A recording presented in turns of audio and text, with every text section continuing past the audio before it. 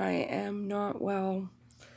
I don't really want to get into it, but I'm stuck on bed rest again until I can get to my doctor's. I have a emergency urgent care appointment tomorrow, and I'm just trying to get through until then. Trying to stay out of the emergency room. It's never fun there. It's expensive, and you get contaminated with a lot of germs and exposed to a lot of germs, even if you don't get sick from them. Plus, having to be around that kind of energy of people being sick and, people dying, things like that, being an empath and things, it's difficult experience, especially when my own resources are already not that great. So, I came to you guys to discuss. I've been a non-smoker most of my life, but for the last 10 years, maybe, off and on, the last 3 years, 4 years, I have been a consistent, regular, daily smoker. Sorry, I don't feel well. I'm in a lot of pain. And I'm really sick of it. It's messing with my cardiology problems. I don't like the smell. I have a really, really intensely high sense, meaning I smell things a mile away. Diesel fuel, lots of harsh smelling things make me really sick. I've been able to detect gas leaks before in places that I've lived when other people couldn't smell anything. So, needless to say, I just don't like smelling like an ashtray all the time. And it's doing nothing for my health. It's expensive. And it's really unfortunate that I've given so much of my life up for cigarettes. We all try to justify and rationalize our our reason for doing things, and my cup of water keeps getting in the way. I apologize. We kind of rationalize and justify why we do things in the moment.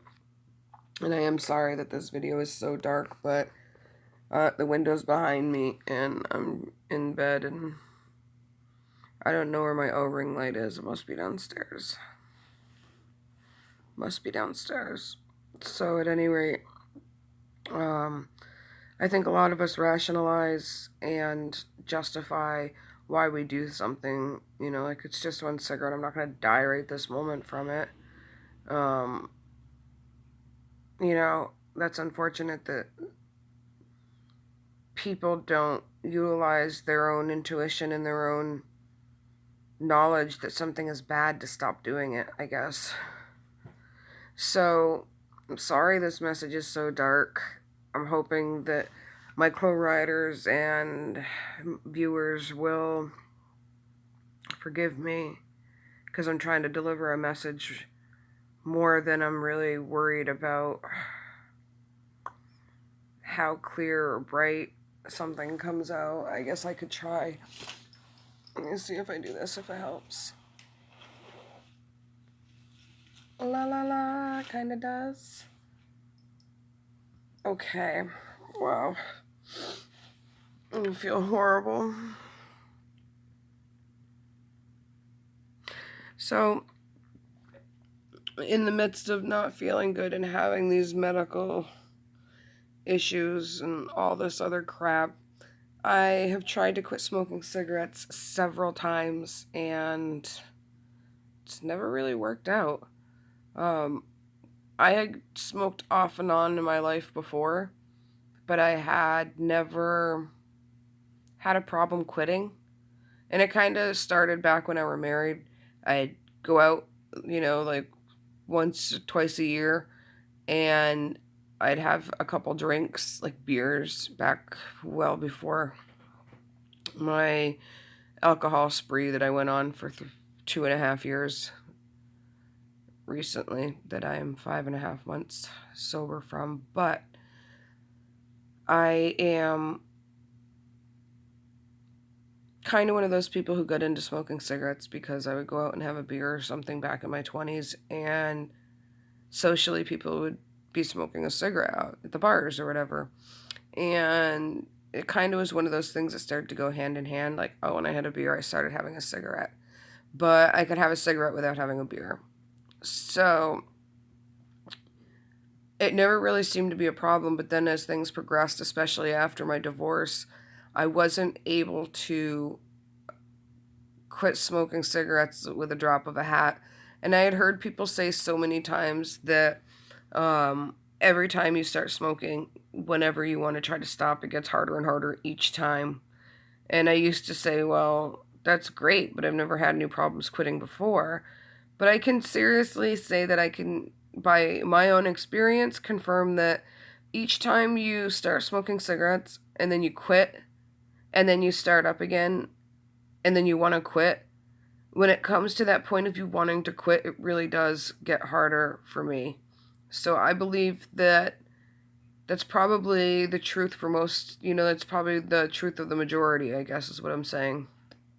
So when I was working a few months ago at Channing, I was in a workplace that had no smoking. Like, you had to drive off the property, which took 5 minutes just to get to your car to my desk, and a minute or two to get to the bathroom from my desk, like literally timed when you're on when you're on a break and your break is 15 minutes. You don't have time to go get that 5-minute walk to your car, to then drive off the property, which took another about 2 minutes, to then go find someplace quickly to pull over and have a cigarette, and then drive back, air off, use the restroom, wash your hands so you don't have, the smell of cigarettes on your hands, pop a piece of gum in, and get back to your desk in 15 minutes. It was a stretch. And even when we had a half hour for lunch, it still was kind of difficult because a good half that time would go into trying to get to the car, go somewhere, smoke a cigarette, and then also try to eat something and get back to your desk in time. The cafe at Channing was well across the building, so it took about 10 minutes just to walk to the cafe and back. So, you think about having to use the restroom on your lunch and stuff like that. I guess what I'm trying to say is that it didn't leave time to smoke. So I talked to my doctor, and I've always wanted to stop smoking cigarettes. I've never wanted to be a cigarette smoker. I've never wanted to, be one of those people that's just like, I don't care if I smoke. Who cares what I smell like? Who cares what other people smell me like? Like, you can tell when you're around other people who smoke cigarettes because they smell, or their clothes smell, especially in the winter time. I worked at a dentist's office, and you could always tell the parents that smoked that came in with their kids, because when they were checking them in, it was sometimes nauseating to the point I used to keep air fresheners and perfumes under my desk. Sometimes I'd even burn a candle if I knew particular clients were coming in, because the odor lingered, and it was so intense sometimes, like people who smoked cigarettes with their windows up. Ugh. So when I was at Channing and I talked to my doctor that I want to quit, cigarettes are making me sick, they're making me weak, they're making my heart feel strange, they're making me really tired, a really bad sore throat. Sorry. We decided that I would try the Nicotrol inhaler. It looks like it's backwards on the screen to me, but anyhow, sorry about the dogs. The Nicotrol inhaler system, which is a 10 milligram, 4 milligram delivered nicotine inhaler. So today is day one for me on this attempt. Last time I just kind of said screw it. Like, when I got out of work, sometimes all I would think about is that one cigarette. And the system doesn't, I mean, it works like that. It helps you not smoke as many, but it definitely does not. It didn't, when you're actually still smoking cigarettes with the system, I feel like you're not aiming for smoking cessation completely. You're just aiming for smoking reduction. So, this is the applicator, the mouthpiece. And these are the containers that they come in.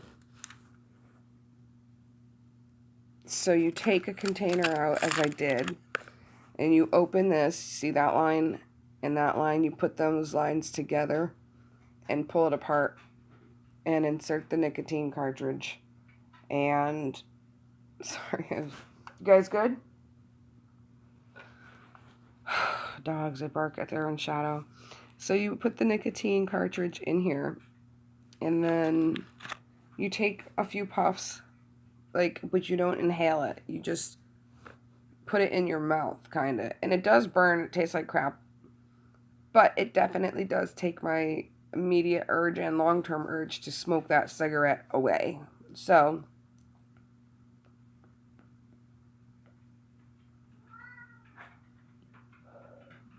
and exhale. You do that about 5 times. 10 if you're really craving it, the cigarette, but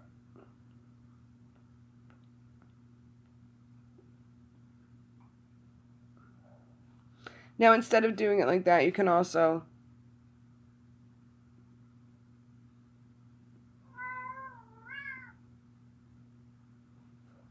pull it in your mouth that way. I will say that some of these cartridges do have like a fishy taste, like it leaves a fishy taste in your mouth and like has a fishy smell. I can kind of smell it on this one, and I could kind of taste it. That's why I thought that I would mention that. Other people I know who have used the Nicotrol inhaler, when you open it up, you can slide the mouthpiece in here, and I put the mouthpiece down so it stays cleaner. And then you can put the cartridges in here. You can't really expose these to light. And so when you're storing them as well in your house, you have to keep the box shut and make sure that the cartridges here don't get exposed to much light. Like this is fine while I'm taking them out and I'm doing, I'm showing you guys, or if I were installing one. But it is best in your container to keep them flipped around and keep the container, locked, snapped shut. And then this is easy to carry with you, easy to use anywhere. There's really no excuse why you shouldn't be able to use this in any kind of setting. You can either, and if you're if you are conscientious about it, you can easily sneak, into the bathroom, and you can even actually hold it in your hand like this. And I just acted like I just did it in my hand. And then you can discreetly put it away. So you could use this in church. You could use this in counseling. You could use this in a restaurant. You could use this in the movies. So today is day 1 for me.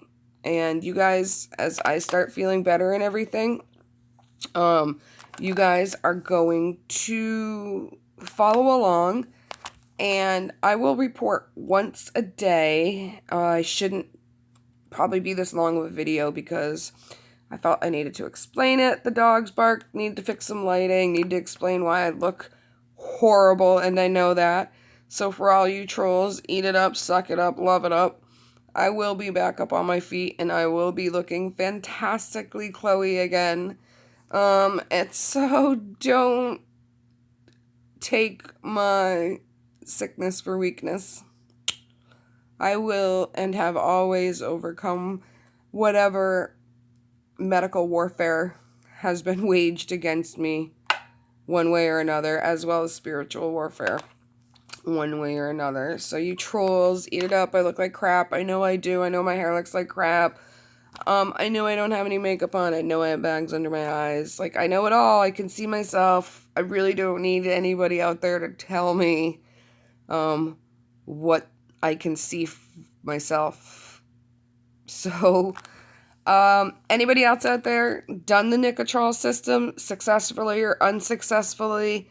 Leave a comment below. Let me know. And this is day 1.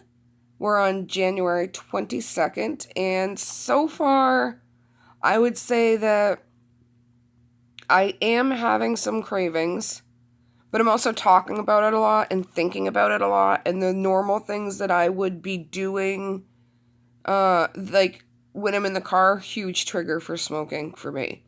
After a meal, huge trigger for smoking. Sometimes just taking a break from doing what I have to do, at home, or what I had to do at work, things like that. A lot of things in my life have kind of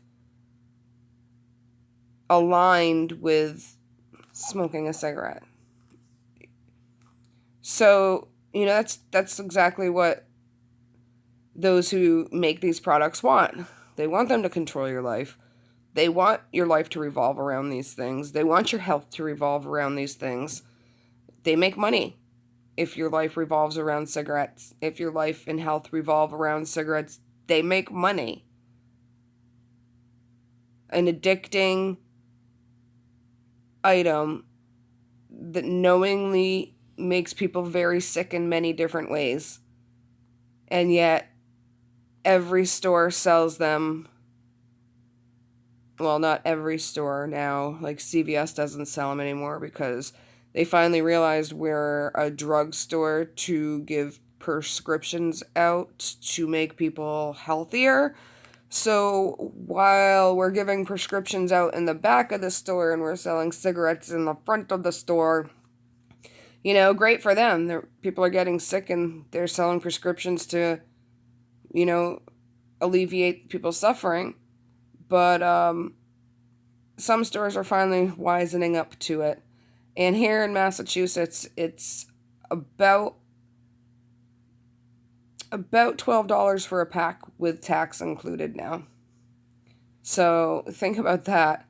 I did hear Philip Morris is going to be, well, I think a lot of people have heard this, that Philip Morris, the company who makes Marlboro cigarettes and many others, are getting less into or out of the nicotine cigarette tobacco game and rolling their interests and stuff into the medical marijuana, or not even the medical marijuana, just the marijuana industry, because it's legalized in so many places, medically or recreationally, that they're finally realizing that they're missing out a huge cut of money, and unfortunately, they want to get their hand in the cookie jar.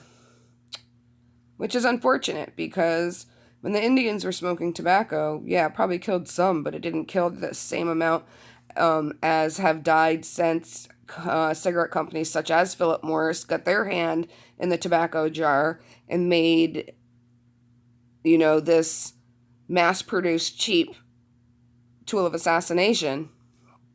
People think I'm crazy saying these things, but you got to understand that when I say these things, this, tool of assassination, it is. When you smoke a cigarette, it's killing you. Not right there in that second that you can feel or notice, but it is. And then there's the long-term effects. And then by the time you care about all that stuff, you're either too late or too sick to be able to do it or reverse the damage. And I'm aware of that. And I'm trying to do something about it before it gets to the point of not being able to do anything about it. So that's why I'm trying to stop smoking cigarettes. Having survived 2 brain tumors and 25 surgeries, been under anesthesia 25 times. It never gets easier. It gets worse. It gets harder every time. And I'm going to have to be doing it again soon. And it's kind of one of those things that you got to really pick and choose how much you're going to damage and destroy and disrespect your own body. All those choices that you make tend to either sustain or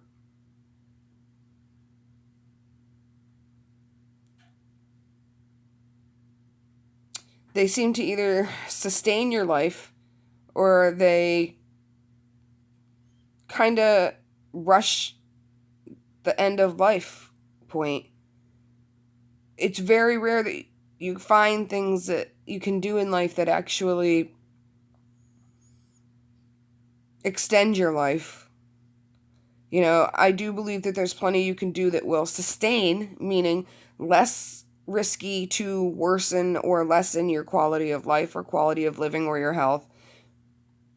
There's definitely plenty out there that will completely hurry up your end of life or not have any regard for your life. You know, drugs, exercising, not exercising.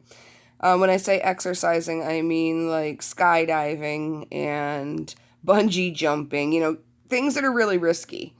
High thrill, high adventure.